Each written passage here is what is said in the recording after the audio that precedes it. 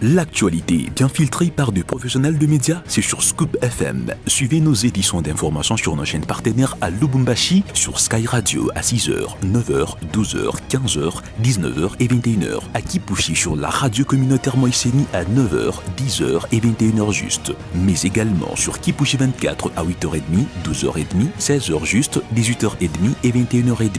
Le journal des Scoop FM passe aussi à Likasi sur Canal CTV 88.4 MHz et sur Unili Radio 88.0 à 6h, 9h, 13h et 20h. Suivez-nous également à Kasumbalesa sur Marafiki Radio 88.8 MHz à 10h, 12h et 18h.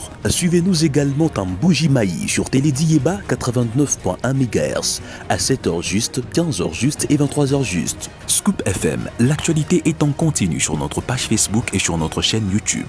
Pour plus d'informations, contactez-nous au +243 97 62 31 31 9. Scoop FM, la neutralité réelle, la neutralité réelle.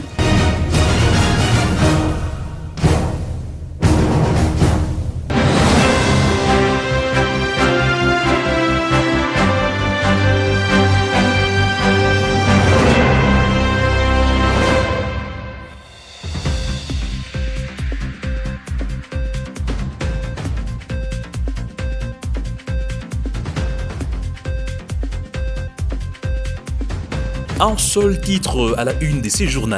Chaque 13 février de chaque année, bien évidemment, le monde célèbre principalement la journée mondiale de la radio, une initiative de l'UNESCO pour souligner l'importance de ces médias. Cette année, cette journée est célébrée sous le thème la radio et l'intelligence artificielle. De précision à suivre dans ce journal. Présenté par Gloire Dibé sous la coordination de Christian Moujomba. Bienvenue à toutes et à tous.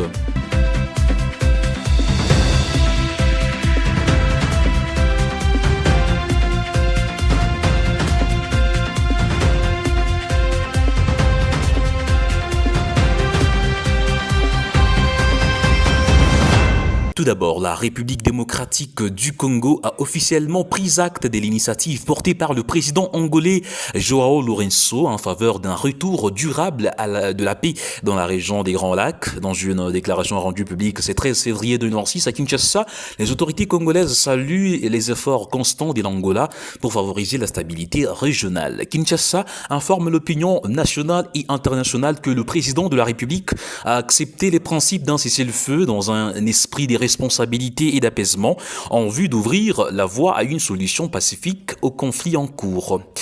Lors de la rencontre Mining Indaba, le Japon engage 3,5 milliards de dollars américains pour booster l'investissement minier en RDC. Cet engagement traduit la confiance du Japon dans les réformes structurelles engagées par le gouvernement congolais. Suivez ces récits de Yves Moulongo.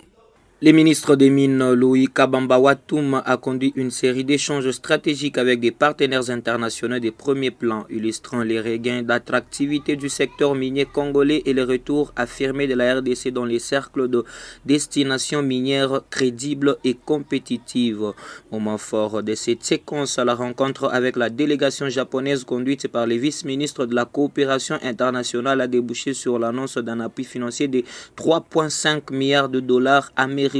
Ce montant est destiné à soutenir les entreprises japonaises souhaitant investir en RDC dans les secteurs miniers. Cet engagement substantiel traduit la confiance du Japon dans les réformes structurelles engagées par le gouvernement congolais et dans les potentiels stratégiques des ressources minières du pays.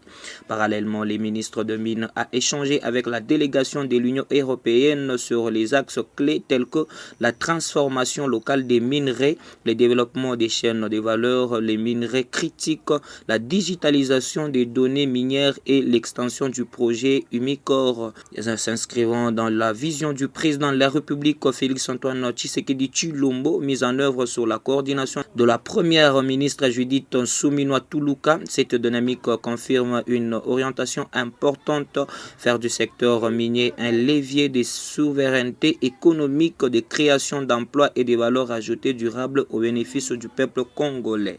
Sur ces mêmes chapitres, Mining Indaba 2026, Louise Ouatoum, ministre congolais, défend l'accord RDC-USA et prévient que les minéraux congolais ne sont pas à brader comme les pense la population congolaise. Cette intervention vient donc ici mettre en lumière certaines interrogations et interprétations de plusieurs médias politiques.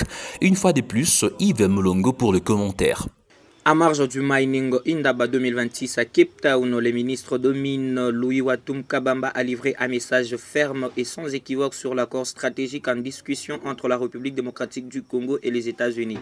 Face au débat et aux critiques relayées dans certains cercles médiatiques et politiques africains, les patrons des mines a réaffirmé la position officielle de Kinshasa. La RDC s'engage uniquement dans des partenariats fondés sur l'équilibre, la création, les valeurs et les retombées durables pour sa population. S'exprimant devant les investisseurs et décideurs internationaux, Louis Ouatoum a insisté sur un principe non négociable. Les ressources minières congolaises ne font l'objet d'aucune concession à la légère.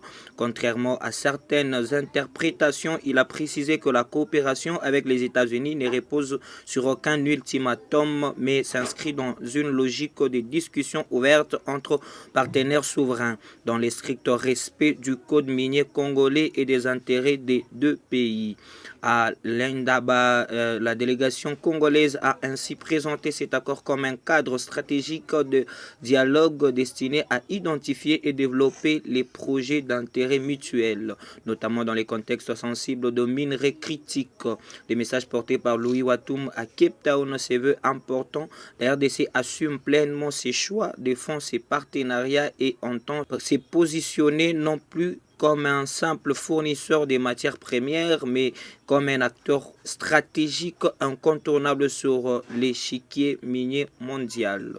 Tel qu'annoncé dans le sommaire, 13 février 2026, cette journée marque bien évidemment la célébration de la journée mondiale de la radio, une initiative de l'UNESCO pour souligner l'importance de ces médias comme outil des démocraties et des communications. Cette date marque ainsi l'anniversaire de la création de la radio des Nations Unies le 13 février 1946. Cette année, cette journée célébrée sous le thème « La radio et l'intelligence artificielle », une édition qui souligne comment l'intelligence artificielle transforme la production radio tout en rappelant que la confiance et la crédibilité reposent sur l'humain. Et puis dans l'actualité également, le porte-parole du gouvernement congolais Patrick Muyaya a vivement critiqué l'attitude du président rwandais depuis le lancement du processus de Washington. Selon lui, le chef de l'État rwandais aurait multiplié des déclarations controversées allant jusqu'à reconnaître avec sourire avoir entretenu le flou sur la présence des troupes rwandaises en République démocratique du Congo, notamment lors d'une intervention accordée au journaliste Larry Madowo sur CNN. Suivez. Si vous observez bien, depuis que nous avons commencé les discussions de Washington, le président Kagame a perdu sa sérénité. Et donc, et régulièrement, à chacune de ses sorties, il y a des choses qui sont dites qui ne devraient pas être dites à ce niveau-là, premièrement. Et c'est le narratif mensonger dont on parle. Lorsque lui-même avoue n'est pas avoir dit la vérité à l'interview accordée à votre confrère Larry Madowo de CNN. Il dit aussi que ça ne pouvait pas le conduire au tribunal. Mais regardez vous-même la place du mensonge dans la rhétorique du président rwandais. Lorsque nous disons le père et le fils, nous les disons à raison. Parce que qui a créé le M23 ? Qui arme le M23? Qui alimente les M23? Qui conduit les opérations des M23? C'est même pas nous qui les disions seulement, mais il y a des rapports du Conseil, du groupe d'experts des Nations Unies qui les disent de manière régulière. Et donc cette filiation existe bel et bien, mais une filiation qui était reniée avant finalement d'être reconnue internationalement. Et donc, nous sommes plutôt dans un narratif de vérité. Je rappelle, monsieur le journaliste, que la République démocratique du Congo est un pays démocratique. Terminons cette édition du journal Ambujimai. Un nouveau dossier judiciaire attend le gouverneur Jean-Paul Lombebois de la province, bien évidemment, du Kasaï oriental à la Cour des cassations. C'est suite à la plainte déposée par le chef coutumier du groupement des Bassangana et un creuseur artisanal qui réclame au gouverneur de restituer les 2 pierres, des diamants trouvés dans une mine du groupement des Bassangana par deux sujets sud-soudanais il y a un mois. Tous les détails avec Serge Kayeya, correspondant Scoop FM dans la région. L'affaire a rebondi dans tous les salons politiques et quelques coins de la province lorsque le créateur Revo Bokassa a pris en otage la toile avec des vidéos contradictoires, tantôt indexant l'autorité provinciale, tantôt la soutenant. Ces photos sont publiées quand nous avons quitté la résidence officielle du gouverneur de province Mbobo Kampo, où nous étions pour que le diamant soit vendu en présence des Soudanais afin que chacune des parties en face retrouve son pourcentage. Le diamant soit étouffé. Voilà pourquoi nous sommes venus ici pour que le chef de l'État soit informé et que le pourcentage de la communauté locale soit retrouvé et reconnu. Très vite, le dossier a pris des tournures dans tous les sens jusqu'à la Cour de cassation sur plainte introduite par le chef du groupement de Bassangana, le chef Stani Tumbamoulopo et le créateur Revo Bokassa contre le gouverneur de province Jean-Paul Mbobé Kapo via un cabinet d'avocats.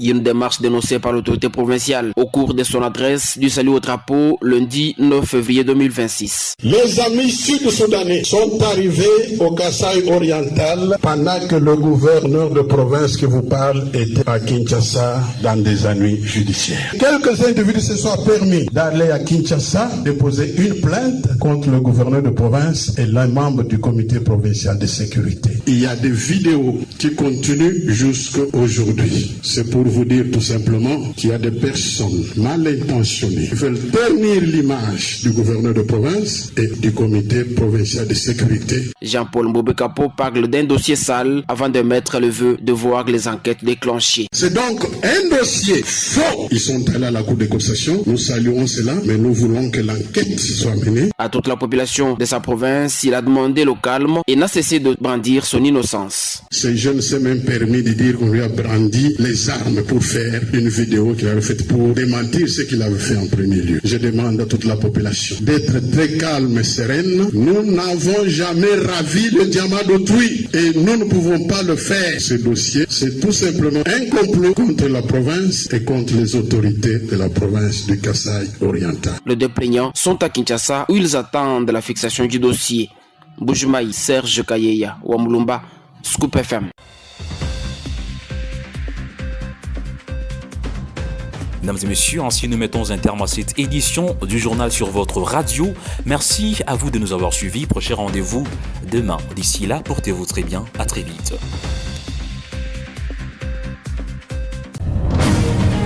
L'actualité bien filtrée par des professionnels de médias, c'est sur Scoop FM. Suivez nos éditions d'information sur nos chaînes partenaires à Lubumbashi, sur Sky Radio à 6h, 9h, 12h, 15h, 19h et 21h. À Kipushi sur la radio communautaire Moïseni à 9h, 10h et 21h juste. Mais également sur Kipushi 24 à 8h30, 12h30, 16h juste, 18h30 et 21h30. Le journal des Scoop FM passe aussi à Likasi sur Canal CTV 88.4 MHz et sur Unili Radio 88.0 à 6h, 9h, 13h et 20h. Suivez-nous également à Kasumbalesa sur Marafiti Radio 88.8 MHz à 10h, 12h et 18h. Suivez-nous également en Bujimaï sur Télédiéba 89.1 MHz à 7h juste, 15h juste et 23h juste. Scoop FM, l'actualité est en continu sur notre page Facebook et sur notre chaîne YouTube. Pour plus d'informations, contactez-nous au +243 97 62 31 31 9. Scoop FM, la neutralité réelle.